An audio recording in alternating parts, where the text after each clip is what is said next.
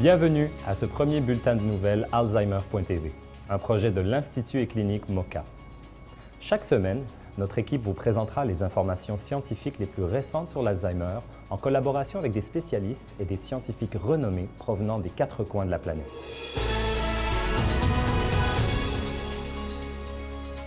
Dans la recherche de traitements pour l'Alzheimer, très peu de médicaments parviennent à la phase de test sur des humains, et encore moins démontrent des résultats positifs. Jusqu'à maintenant. En effet, un nouveau médicament vient d'être testé avec succès au Massachusetts. Florence, vous avez les détails? Pour la première fois, un médicament a réussi à réduire de façon significative la quantité de plaques bêta-amyloïdes dans le cerveau d'une majorité de patients qui en étaient au premier stade de la maladie d'Alzheimer. On croit que les plaques jouent un rôle important dans le développement des symptômes de la maladie. Le médicament, appelé aducanumab, a également permis de ralentir le déclin cognitif des personnes atteintes. La pharmaceutique Biogen a testé ce traitement sur 166 patients pendant 54 semaines. Elle a noté une réduction des plaques bêta-amyloïdes proportionnelle à la durée du traitement et à la dose inoculée chez les patients qui ont reçu le médicament au lieu du placebo. En mars dernier, Biogen a annoncé les résultats encourageants à la communauté scientifique lors d'une conférence internationale en France. Alors que débute la 3e phase des tests, nous avons parlé au Dr Jeffrey Cummings, directeur du centre Lou Rouveau de la clinique Cleveland de Las Vegas. I, like so many scientists, have been looking for an agent that had a convincing biomarker effect and a convincing cognitive benefit.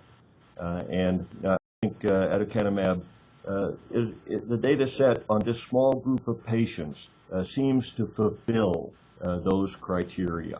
The fact that it was dose-related, the fact it was time-related, that it was independent of disease state, these are very, very encouraging signs, and I'm delighted that Biogen is advancing the drug into phase 3 to allow us to see its effect in a larger number of patients.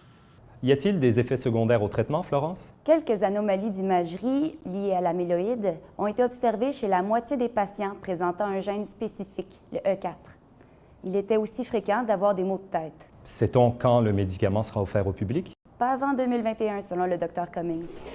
I think a time frame of 6 years is probably realistic in terms of if the trials went smoothly, if the FDA submission went quickly, when we could expect a drug on the market and widely available.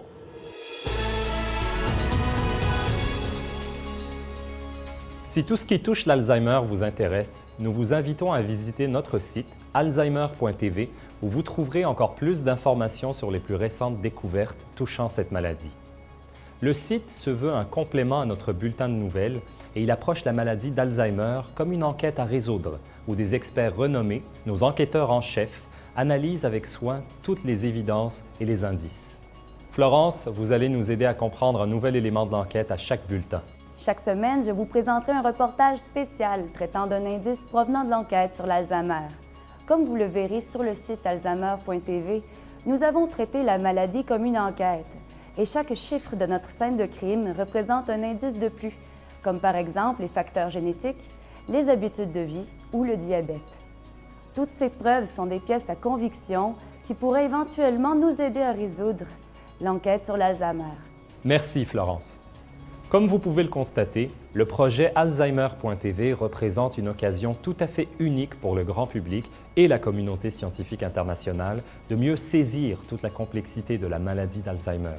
Notre principal objectif étant de résoudre l'enquête, nous avons besoin de vous, chefs de file dans le domaine de l'Alzheimer, pour enquêter avec nous.